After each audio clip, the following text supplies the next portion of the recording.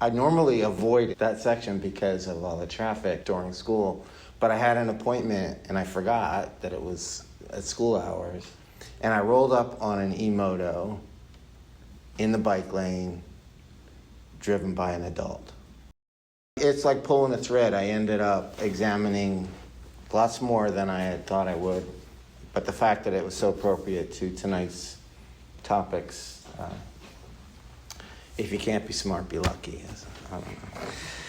All right, so this is the big picture. All right, these are the major roads. Here's 95, and Addison Meisner School is a resident school. It's embedded in this large, dense residential zone. These are where all of the students come from for Addison Meisner. And then we've been talking a lot about 12th. Boca Middle is up here. And then 12th comes all the way down to Southwest 18th, which is a major east-west artery because it goes all the way out west and all the way into Federal Highway. Now, where there's bike infrastructure, I've annotated it in pink. There's a multi-use path down Palmetto. There's bike lanes on each side of 12th to the north of Palmetto. Then there's nothing in front of Addison Meisner, and then there are bike lanes on the east and west side that stop at 14th. And this is what we were just talking about. They don't come down to 18th, and neither do these bike lanes. They stop at the circle, and there's nothing for all of these people in terms of traveling here. And you're going to see what it's like to ride this and what kids are doing as they ride their bikes to school. Now, the project that you mentioned is 5 years old. It was started in 2020, and it reconfigured the sidewalk and the road along the stretch. It's strictly road and sidewalk. I'm going to focus mostly on this intersection here because this is where that project transitions to the legacy infrastructure. And then there's this, what I refer to as the south side, right? This was the only area that was modified.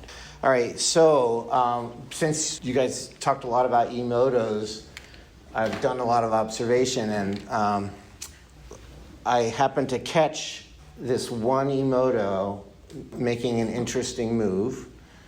And so I started going back by bike with my camera to try and get a better video for you guys. All right, but that was pulling the string. I discovered so many other aspects of the intersection, and there's 3 e-moto dads, I call them.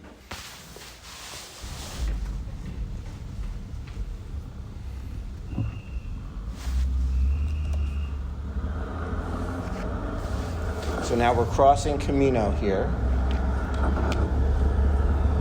And keep your eye out for e-moto dad. He's in front of that car.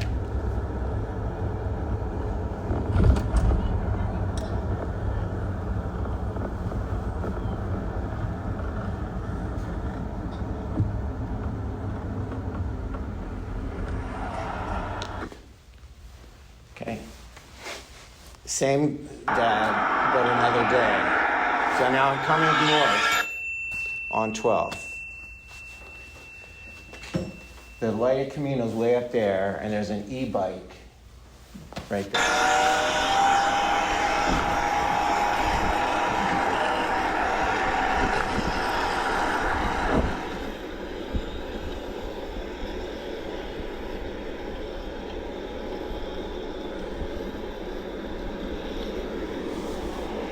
So in both cases, he uses the bike lane to get around cars. Once right out of the intersection, the other while on 12th. So this is e-moto 2, going home. So this is after the drop-off. What?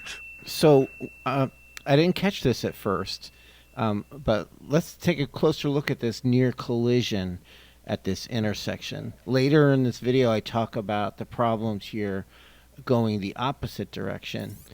But we see a similar effect where there's the transition to the legacy infrastructure here that includes a bike lane, all coming from a 4-foot sidewalk. And so rollerblade mom moves quickly into the bike lane. E-bike mom is right behind her. They both use the crosswalk, but e-bike mom almost nails the e-bike dad and pushes him out into the traffic.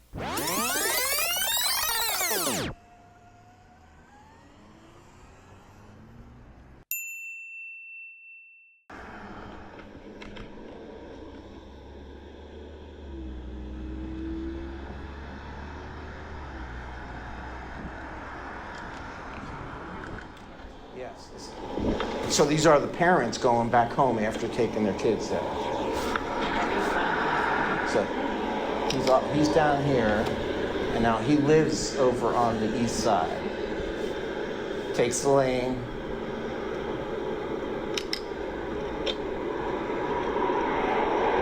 So you don't see any brake lights here, and then he just scooted over. So he takes the lane and maintains speed with cars.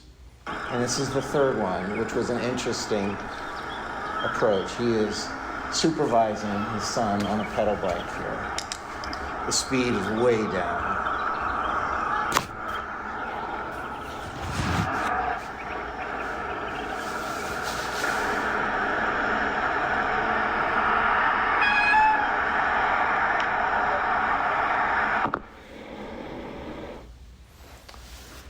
So those were my encounters with e-motos. All right, so now I want to take a closer look, and this became a really important aspect of the design. I don't know how much you can see, Elisa, but there are 4 widths of sidewalk. The one that most people think about is this large one, which is, I think, 10 feet. Mm-hmm. And this is the one that's in front of the school. There's a crosswalk that goes into the school up here that gets a lot of congregated adults and kids saying goodbye and everything. It ends up blocking this sidewalk. So if you had come up here on this, which is a smaller sidewalk, and then you cross over, you have to deal with all that congestion before you can make your way back. So this nice, large sidewalk stops at this first side street. Camino Real's down here. And then it shrinks down in size to a 6-foot sidewalk. So both of these wide sidewalks shrink to 6 here. If you've ever ridden in traffic going each way on a 6-foot sidewalk, it is tight. Not to mention this hedge here, which overgrows. Then at Camino Real, interestingly, the 6-foot sidewalk continues around. However, here it stops before getting to Camino Real, and it goes to a 4-foot sidewalk. Now, this is going to be important in the next set of videos.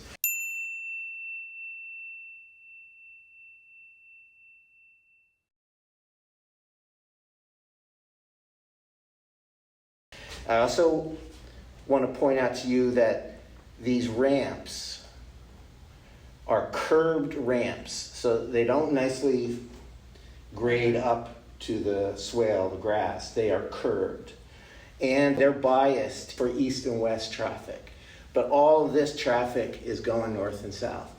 I very rarely saw much traffic coming from the east or west. The width of these sidewalks affect the ability to move people through there safely. This is the route that Emoto Dad 1 took. And it was an interesting move. He went around a car as he went through the intersection. And then he found a gap, crossed at a driveway, and then proceeded counterflow. See that junction box right there, Les? That's a pinch point. Right where that turn.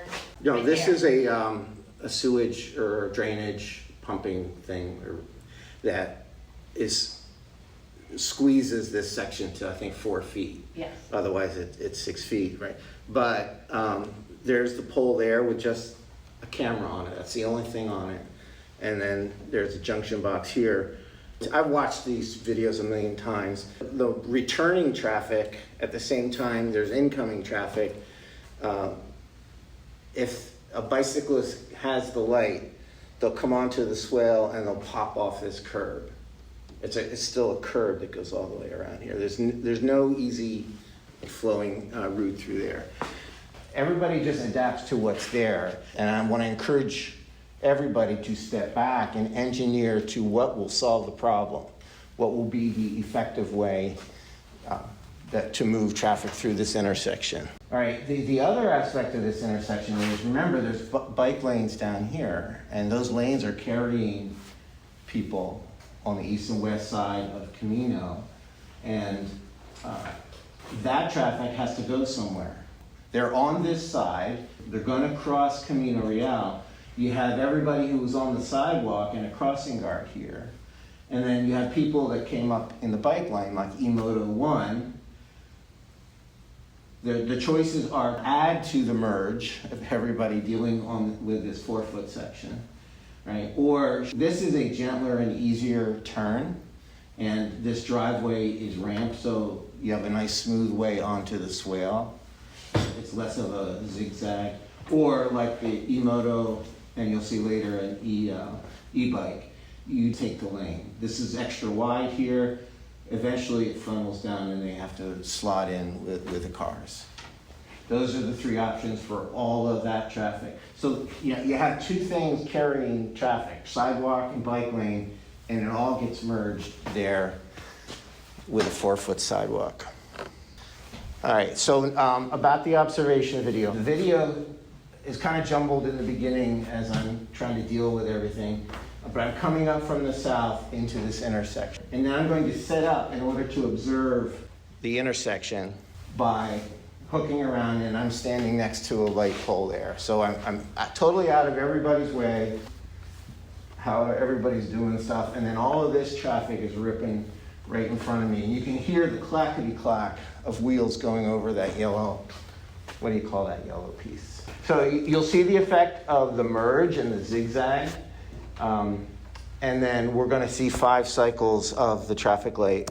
After that, I then go on up to the main entrance to the school. That's where this video ends. All right. So here's a moment in time of just how busy that thing is, right? There are golf carts, and there's a drop-off for golf carts. And you have traffic going in and out. This guy rides the lane, the bike infrastructure every day, both ways. He takes the lane and goes all up there.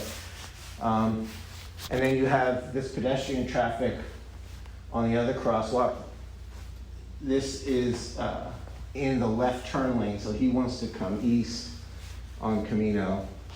And then here's the one car lane going south there.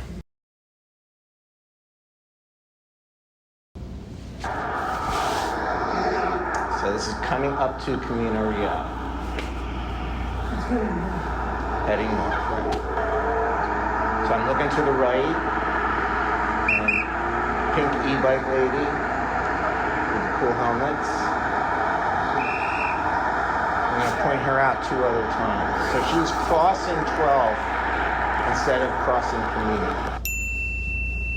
Right, I'm just showing here that the bike lane. So now I'm setting up. Here we are, we're set. I'm now looking west across the intersection. Here we go. There she is. So she went the longer route, and now she's going counterflow.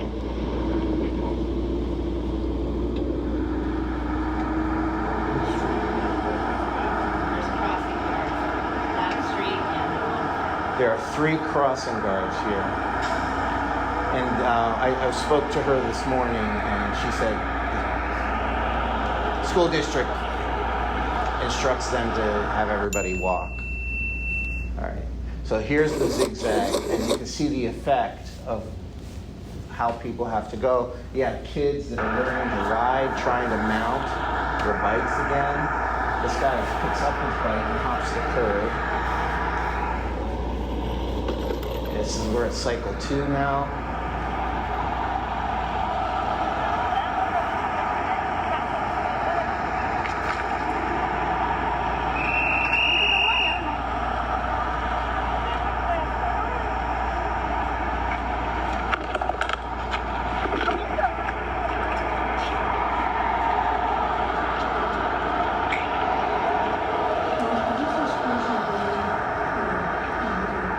No, this is just a sunny day. You have more traffic, bike traffic on a sunny day. Yeah. Like this morning, there was hardly any. Well, not hardly, like 20% at least.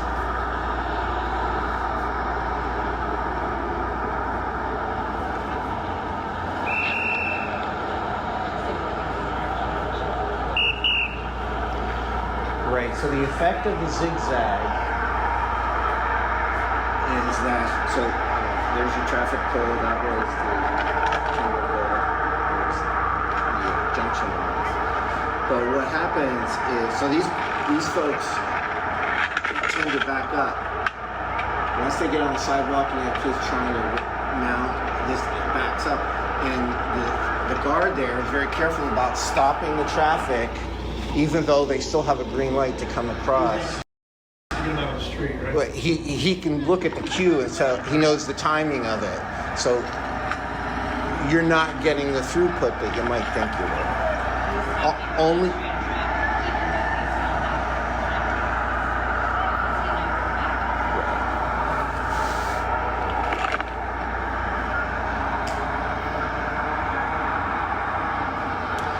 So I observe this on both sides. If the pacing of the users is such that they're like 10 feet apart, a single file, they can make the zigzag turn.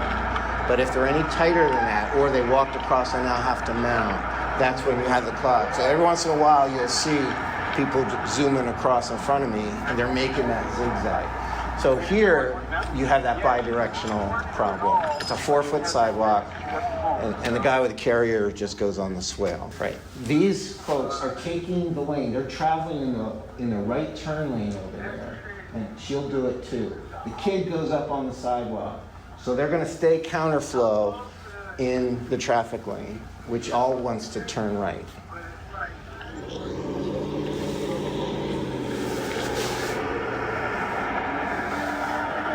The last one. Yeah, so take note, there is a drop-off for golf carts, but that guy doesn't use it. And you'll see what he does when I take off from open.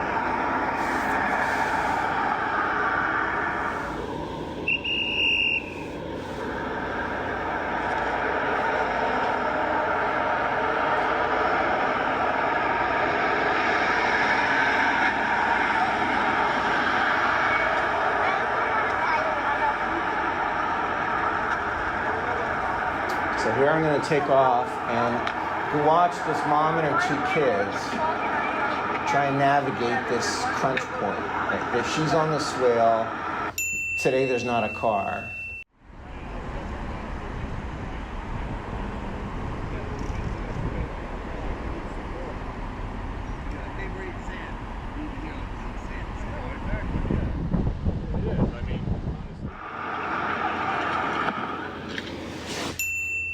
So here's the transition. I don't know why it didn't continue, at least from there, but here it goes to 6 feet. And then I talked about bi-directional traffic on 6 feet is marginal, and when you add hedges to it, she does this big lean. This mom back here, she dismounts, and I'm forced into the hedge.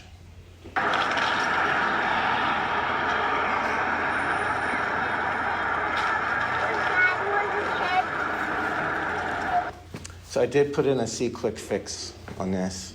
It's not my first time through here. So last year this time, it was the same. And in 2022, when I started riding and filming, it was the same. It's been that way.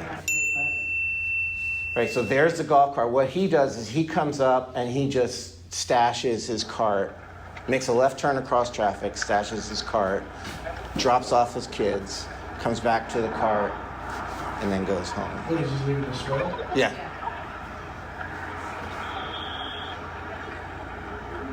All right, so that's the end of that. So I went back and looked at some footage from other days and saw how this was happening. It's basically the same move as eMoto Dad 1. And here you can see he's made the left turn across traffic and is now coming counterflow up the sidewalk. there. It turns and gets stored on the swale.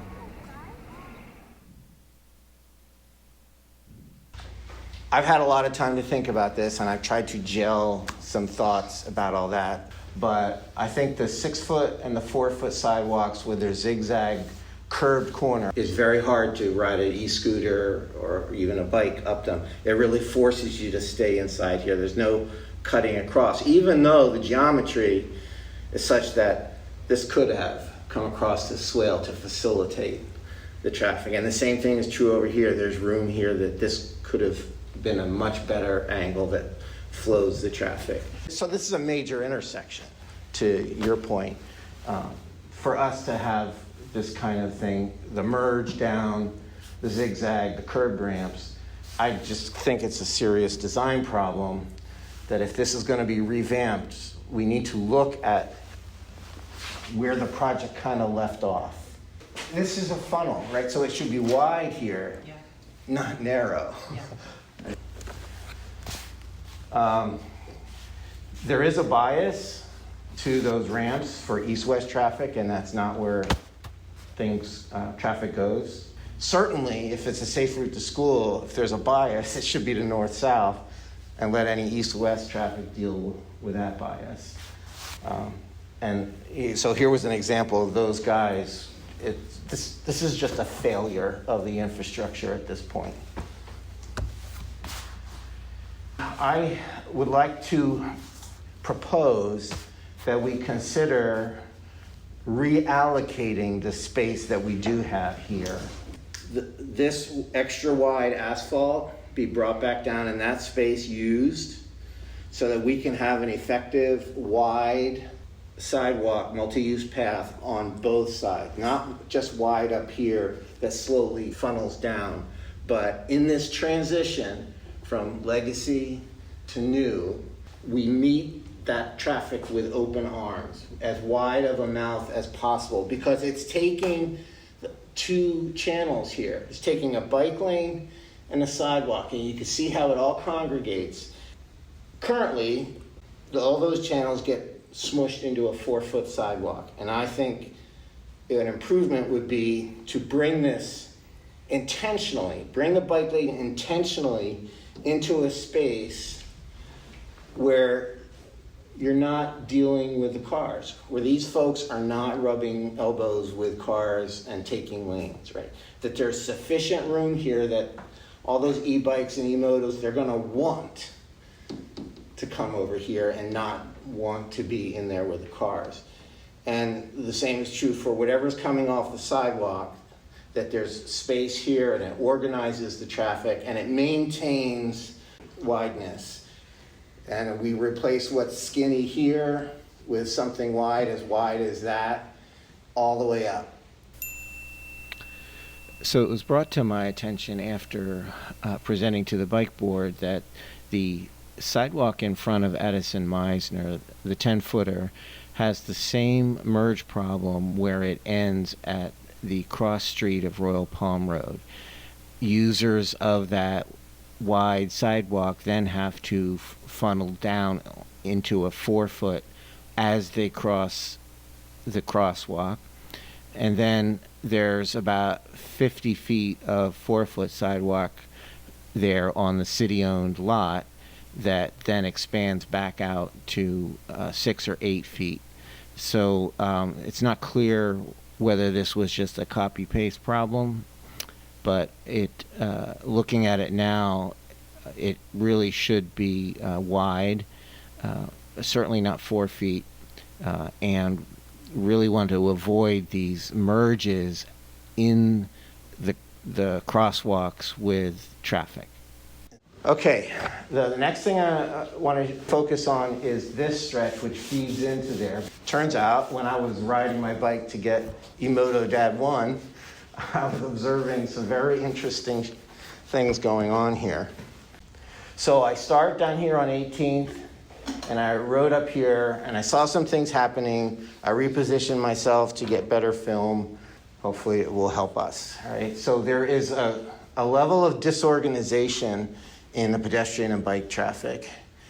And there are reasons why that happens. The bike lanes end at 14th, but there were plenty of people riding their bikes that were south of 14th. I went through the neighborhoods one morning, and I saw all these bikes sitting out in front of the garage ready to go. Mom's, dad's bike, and a couple of kids, right? So a lot of people come in there, and they're all getting onto 4-foot sidewalks.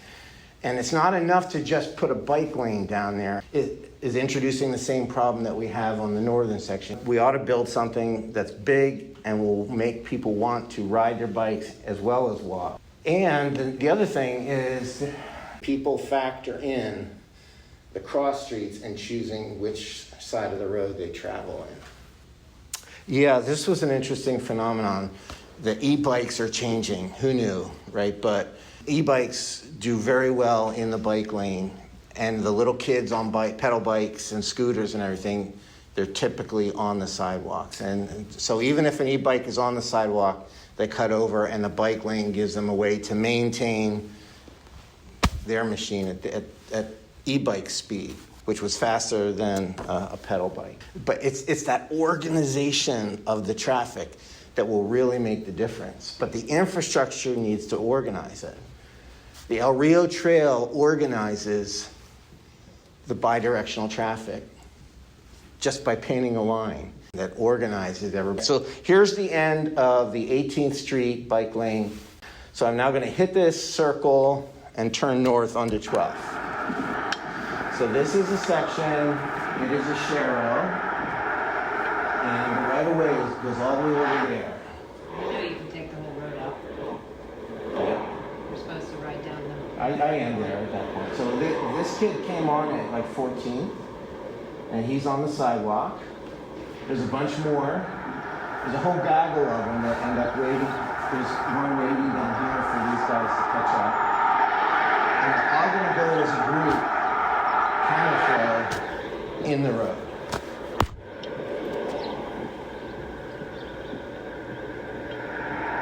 So we're still in the no bike lane section.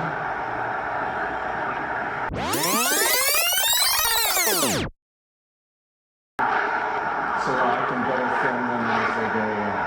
So here we go. My backpack guy. Oh, popping a wheelie. He actually ends up popping another one. Keeps it going while the car passes in the opposite direction.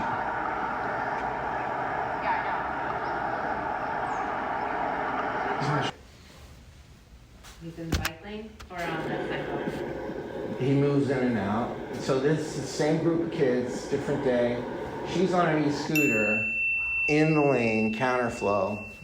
These guys are popping wheelies in the street. So this was what I was trying to describe earlier about this is how people have adapted to use the infrastructure. And they are choosing to go counterflow because that's the side they live on, and there's fewer cross streets on the west side. I talked to moms and dads, and that's what they told me. So this was cool. Passes the old fart on a scooter like that. So it's the speed of vehicles.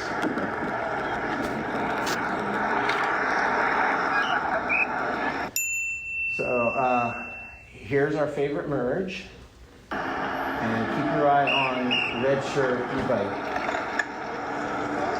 He's going to do a similar move to what Emoto Dad did, but totally legit and legal. So he's on the edge of the lane, he signals, and he waits till he gets up to the cross street, and he turns into the cross street, which is what you would do if you were a car. And so he's a legit rule follower. And I talked to him afterwards, and he described what it's like navigating all this infrastructure. So, and then here is me having to merge in while everybody else is coming along, mounting their bikes. I found the gap and got on. All right. So that's a lot. I have more footage of other things, but I thought I'd present it to you guys so you have an understanding of what it's really like out there.